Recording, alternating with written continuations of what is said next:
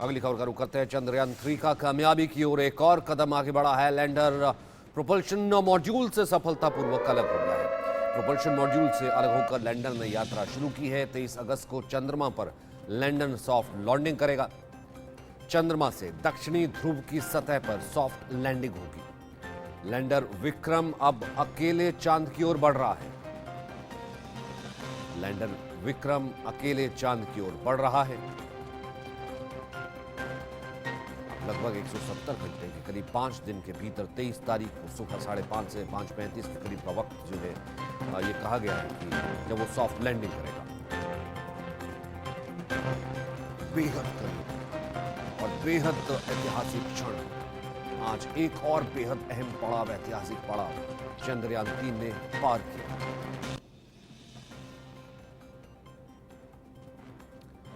जम्मू से इस वक्त अजय जांडियाल हमारे साथ मौजूद हैं। बच्चों में बहुत ज्यादा उत्साह था तो उनके साथ तमाम बच्चे मौजूद हैं। अरे वो तिरंगा लेकर के भी मौजूद हैं। ठीक है अजय, आप भी बात कीजिए इनसे, इनका उत्साह देखते ही बन रहा है।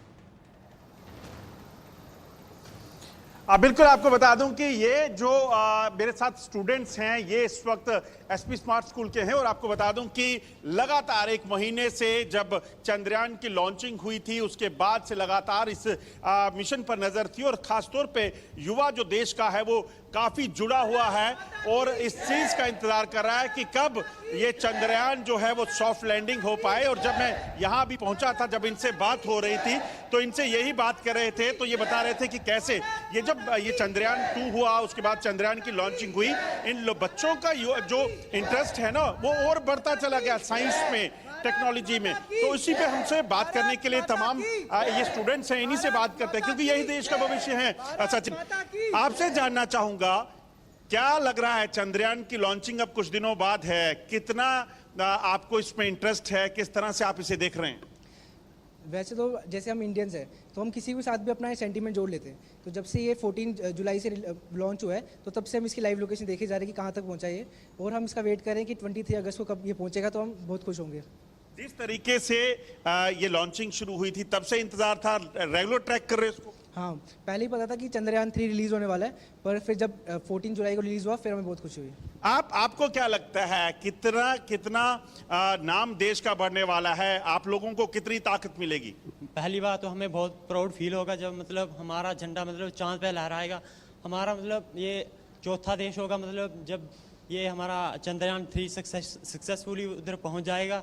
उसके बाद मतलब हमें मतलब बहुत ज़्यादा अच्छा लगेगा क्योंकि हम भी उन कंट्री में से मिल जाएंगे मतलब जो मतलब चांद में पहुंचने वाले पहुंच चुके हैं। बिल्कुल, आपको बता दूं कि ये बड़ा अहम चीज है क्योंकि देश का कद नहीं, इन बच्चों का कद बढ़ने वाला है। आपको क्या लगता है, कितना उत्साहित हैं, कितना इंतजार 23 तारीख का? बहुत उत्सुकता से मैं इसका इंतजार कर रहा हूं और मुझे बड़ी खुशी है कि जो है हिंदुस्तान का झंडा, तिरंगा झंडा चांद पे लहराएगा और उस दिन का मैं बेसब्री से इंतजार कर रहा हूँ। बेसब्री से इंतजार है उस दिन का जिस दिन जो है ये बच्चे इंतजार कर रहे हैं कि 23 तारीख आए और ये चंद्रयान को उस सॉफ्ट लैंडिंग को जो है देख सके। कितना बड़ा मिशन और कितनी बड़ी आपका इसमें इंटरेस्ट, और क्या लगता है फ्यूचर में कितना मदद देने वाला है युवाओं को? जो चंद्रयान 3 मिशन है ये चंद्रयान 2 का सक्सेसर है, तो इसने और भी टेक्निकल कैपेबिलिटीज़ हैं जो हमें बाद में फ्यूचर मिशंस में काम आएंगी और वहाँ पर और भी मिशन करने में बहुत हेल्प करेंगी और युवा को बहुत एम्पावर को हेल्प करेगा कि वो अपने फ्यूचर साइंटिस्ट सोच सकते हैं, अपने आप को साइंस की ओर सोच सकते हैं। आपसे जानना चाहूंगा इन स्टूडेंट्स का इंटरेस्ट कितना रहता है? जब ये बातचीत कर रहा हूँ देख रहा हूँ कि हाँ चंद्रयान को ट्रैक कर रहे हैं, ये बड़ा इंपॉर्टेंट है। ये बच्चों में बड़ी एंथुसियाज्म से ये कर रहे हैं, वेट कर रहे हैं कि कब हमारा जो चंद्रयान है वो लैंड कर जाए। और लैंडिंग से हमें ये फ़ायदा है कि हम पूरे मून की एक्टिविटीज़ को नोट कर पाएंगे। उनमें कुछ सेंसर्स हैं जिससे हम मिनरल कंपोजिशन वगैरह को नोट कर पाएंगे। तो ये बड़ा ही अपने आप में एक बडिंग रिसर्च होगा जो इनको प्रेरित करेगा कि ये फ्यूचर में नॉर्मली ऑन द लाइन ना जाके किसी साइंटिफिक सिस्टम के बीच में घुस के ये भी अपना कोई योगदान इंडिया में दे सके। बिल्कुल सही कहा। और आपको बता दूं सचिन, जब ये युवा जो है, क्यों मैं कह रहा था कि ये देश का भविष्य है, इनका कद बढ़ने वाला है क्योंकि यही फ्यूचर है देश का। आज के साइंटिस्ट जो है उनका मिशन चंद्रयान 3 है, मगर आने वाले वक्त में वो दिन दूर नहीं जब ये युवा यहाँ से उठकर बाकी चीजों में जाएंगे और देश के लिए और काम करेंगे।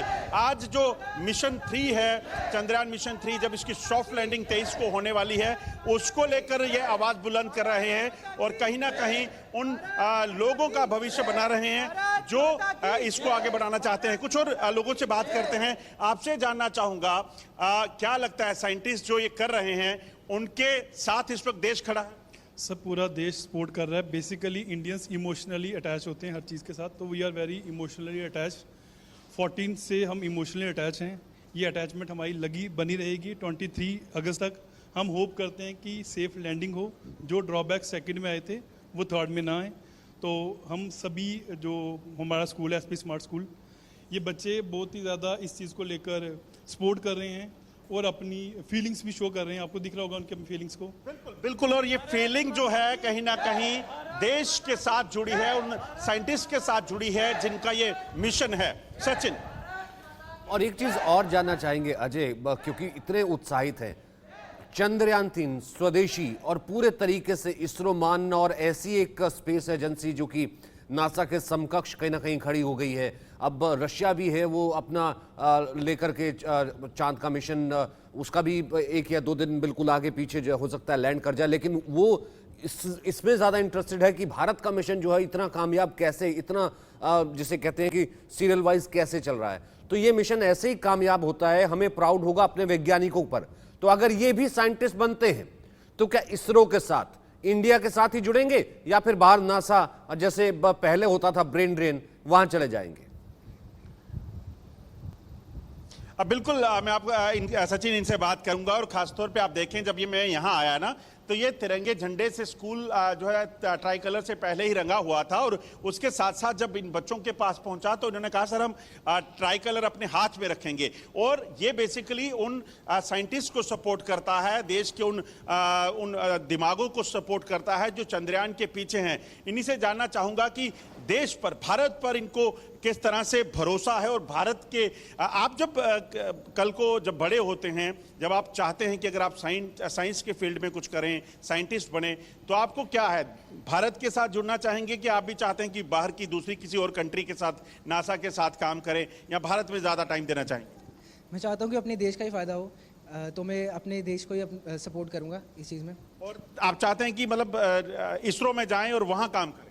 नहीं, मेरा बेसिकली एम है कि डॉक्टर बनने का, तो मैं उस अच्छा, मतलब ये उस जरिए से interesting है। मैं सबसे अपने देश पूछिए को कि help क्या करूंगा। बनना चाहते बाहर हैं, नहीं अभी जाना क्या चाहते कर आप? रहे हैं, थोड़ा सा ये जानते हैं देश कि में अभी रह के क्या मैं कर अपने रहे हैं, देश को क्या आगे बढ़ाना करना चाहते हैं आगे? आप क्या करना चाहते हैं? मेरा बेसिक एम है एनडीए, और मैं भी मतलब अपनी तरफ से जो भी सपोर्ट करना चाहता हूँ वो अपने देश के लिए करना चाहता हूँ। देखिए, ये एनडीए में जाना चाहते हैं, आप क्या करना चाहते हैं? मैं डॉक्टर बनना चाहता हूँ। डॉक्टर बनना चाहते हैं, तो डॉक्टर बन के कहीं बाहर जाना चाहते हैं कि देश में रहना चाहते हैं? मैं इंडिया में ही रहना चाहता हूँ और इंडिया का नाम रोशन करना चाहता हूँ जी। तो आप इस चीज को सोचिए सचिन, क्योंकि जो लोग बाहर जाना चाहते थे ना, वो पुराना वक्त है। जम्मू कश्मीर की अगर बात करें तो वो आतंक का दौर, वो गन कल्चर, आज उन चीजों से निकलकर लोग जो हैं वो देश को समय देना चाहते हैं। वो चाहते हैं कि देश की तरक्की में आगे बढ़े। अगर आपको कल आप बोल रहे थे कि अब रुझान जो है साइंस की तरफ जा रहा है, अगर आप साइंस में जाते हैं, साइंटिस्ट बनते हैं, तो क्या देश में सेवा करना चाहेंगे या बाहर आपकी दौड़ रहेगी? मैं ज़रूरी ही देश की ही सेवा करूंगा, क्योंकि इस देश ने ही हमें सब कुछ दिया है, जो भी दिया है। तो मैं इस देश से गद्दारी करना बिल्कुल सही नहीं समझता। आप इस चीज को सोचिए, ये शब्द सुनिए, ये शब्द हैं कि देश से गद्दारी नहीं चाहते, वो चाहते हैं कि देश की खातिर खड़े हों, देश के लिए कुछ करें। यही जज्बा जो है वो देश का, वो कहीं ना कहीं देश को आगे बढ़ाएगा। देश के युवाओं का ये जज्बा जो है वो बड़ा इंपॉर्टेंट हो जाता है। आपसे बेहतर कौन जानता है, आप जहां पर खड़े हैं, ये जम्मू कश्मीर के जो छात्र हैं, जहां पर जो है पढ़ाई इतनी मुश्किल होती थी, यहाँ पर कुछ करना, करियर ऑप्शन चुनना तो दूर की बात है, जहाँ शेलिंग और क्रॉस बॉर्डर टेररिज्म और तमाम तरीके से जो है कभी भी जो है वहाँ से फायरिंग शुरू हो जाती थी। हमने देखा है कि सांबा, कठुआ और आसपास के इलाकों में तो जीना दूभर था, लेकिन इस पर भी कंट्रोल किया गया है, दुश्मन पर काबू पाया गया है। और तभी हम प्राउड हैं जिस तरीके के ये हमारे छात्र हमारे साथ मौजूद हैं। बहुत बहुत शुक्रिया अजय इन तक पहुँचाने के लिए, जोड़ने के लिए।